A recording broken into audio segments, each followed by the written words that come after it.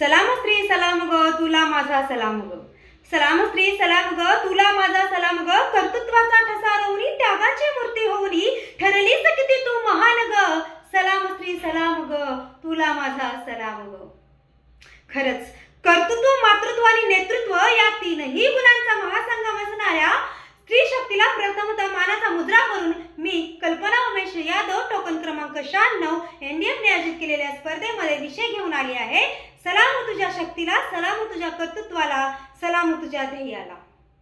अगदीच विषयाला हात घालण्या अगोदर जर आपण इतिहासाची काही पाने चाळली तर आपल्याला एक गोष्ट लक्षात येईल, ती म्हणजे वैदिक काळातही असं म्हटलं जायचं, यत्र नार्यस्तु पूजन्ते वसन्ति तत्र देवताः. म्हणजेच काय, तर जिथे नारीची पूजा केली जाते खऱ्या अर्थाने त्या ठिकाणी देवाचा वास असतो. मग नारीची पूजा करणं म्हणजे तिला मखरात बसून धूप दीप नारळ नैवेद्य करणे का? तर नाही. या उलट तिला स्वतंत्रपणे जगू देणे, तिच्या विचारांना, तिच्या मतांना स्वतंत्रता देणे, तिला मान सन्मान देणे, थोडक्यात काय तर तिला सुद्धा माणूस म्हणून जगू देणे. पण अगदी सत्ययुगापासून कलियुगापर्यंत जर आपण पाहिलं तर स्त्रीकडे फक्त आणि फक्त चूल मूल आणि एक उपभोगाचं साधन म्हणून पाहिले गेले. नको असलेल्या रूढी परंपरांच्या बेड्या तिच्या पायामध्ये बांधल्या गेल्या होत्या. पण याच बेड्यांना तोडत आपापल्या क्षेत्रामध्ये, आपापल्या कार्यक्षेत्रामध्ये अनेक रणरागिणींनी, अनेक वाघिणींनी स्वतःचं वर्चस्व सिद्ध करत, स्वतःचं कार्य सिद्ध करत, इतिहासाच्या पानामध्ये स्वतःचं नाव स्वर्णाक्षराने लिहून समाजाला हे दाखवून दिलं, हे सिद्ध केलं की कोमल है कमजोर नहीं तू, कोमल है कमजोर नहीं तू, नारी तो शक्ति का नाम है, जग को जीवन देने वाली मौत भी तुझसे हारी है, जग को जीवन देने वाली मौत भी तुझसे हारी है.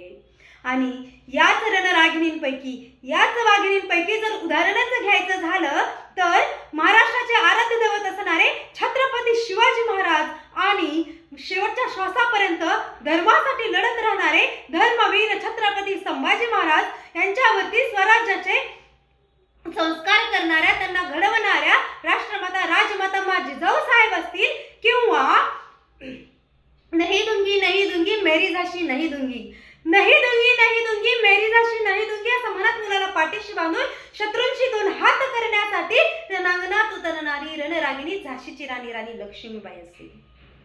एवढंच काय तर आकाशाला गवसणी घालणाऱ्या कल्पना चावला, सुनीता विल्यम या असतील, किंवा ज्यांच्यामुळे आज आम्ही ताटमानेने जगू शकतो, ज्यांच्यामुळे मान सन्मानाने आज आम्ही शिक्षण घेऊ शकतो, ज्यांनी ज्ञान नाही विद्या नाही ते घेण्याची गोडी नाही, अरे ज्ञान नाही विद्या नाही ते घेण्याची गोडी नाही, बुद्धी असूनही चालत नाही, त्यासी मानव म्हणावे का असा परखडपणे प्रश्न निर्माण करत अज्ञानरूपी अंधारामध्ये खितपत पडलेल्या समाजाला जागा करून देऊन ज्ञानाचे प्रकाश ज्योत ज्यांनी पेटविली अशा आपल्या क्रांती ज्योती सावित्रीबाई फुले असतील. अशा कितीतरी महिला आहेत ज्यांची गिनती बोटावरती होऊ शकत नाही. अशा महिलांना त्यांच्या कर्तृत्वाला, त्यांच्या कार्याला कोटी कोटी सलाम. जिथे आपल्या भारतीय पुरुष प्रधान संस्कृतीमध्ये असं म्हटलं जातं, जिच्या हाती पाळण्याची दोरी ती जगाला उद्धारी, जिच्या हाती पाळण्याची दोरी ती जगाला उद्धारी. पण फक्त पाळण्याचीच दोरी हातामध्ये न ठेवता संपूर्ण देशाची धुरा ज्यांनी सांभाळली अशा आपल्या माजी राष्ट्रपती प्रतिभाताई पाटील, किंवा आजच्या माननीय द्रौपदीजी मुर्मू असतील, सुषमाताई स्वराज असतील, ममता बॅनर्जी असतील, किंवा इंदिरा गांधी असतील, अशा कितीतरी महिलांनी राजकारणातही पुरुषांच्या खांद्याला खांदा देत त्यांना तोड दिली. आज जर पाहिलं तर समाजामध्ये मुलीच्या जन्माबद्दल थोडीशी क्रांती झालेली आहे, किंवा समाज थोडासा सुधारला आहे असं म्हणणं वावगं ठरणार नाही. पण हीच स्थिती जर काही वर्षांपूर्वी आपण पाहिली तर मुलगी जन्माला येणार आहे हे कळल्याबरोबर स्वतःच्या आई वडिलांनी सुद्धा त्या निष्पाप जीवाला गर्भातच मारण्याचा प्रयत्न केलेला आहे. किंवा जर मुलगी जन्माला जरी आली तरी तिला अगदी दुय्यम दर्जाची वागणूक दिली जात होती, किंवा तिची अवहेलना केली जात होती. आणि त्याच काळामध्ये एक रत्न, एक हिरा जन्माला आला होता. तो रत्न म्हणजे डोळ्यातील आसवर्ण वाहू नका, अंतरीच्या वेदना जगा दावू नका, या तत्वावर चालणाऱ्या आपल्या माननीय सिंधुताईजी सपकाळ. अहो, मुलगी झाली म्हणून तिला नाव सुद्धा स्वतःच्या जन्मदात्या आई वडिलांनी नाव शिंदी दिलं, आणि स्वतःचा अंश जिच्या पोटामध्ये वाढतो हे माहीत असताना जिच्या नवऱ्याने तिला गरोदरपणातही घराच्या बाहेर काढलं, त्या सिंधुताई सपकाळने खडतर वातावरणातही अगदी प्रतिकूल परिस्थितीतही स्वतःला सावरलं, स्वतःचं अस्तित्व निर्माण केलं आणि फक्त स्वतःच नाही तर अनेक अनाथांच्या लेकरांना त्यांना मायेचा पदर दिला आणि ती चिंधीची सिंधू आणि सिंधूंची माई बनवून कित्येक अनाथांची ती माय बनली. अशा त्या माईला, अशा त्या अनाथांच्या माईला कोटी कोटी प्रणाम. आपण पाहतोय एकीकडे स्त्री प्रत्येक क्षेत्रामध्ये पुढे जात आहे.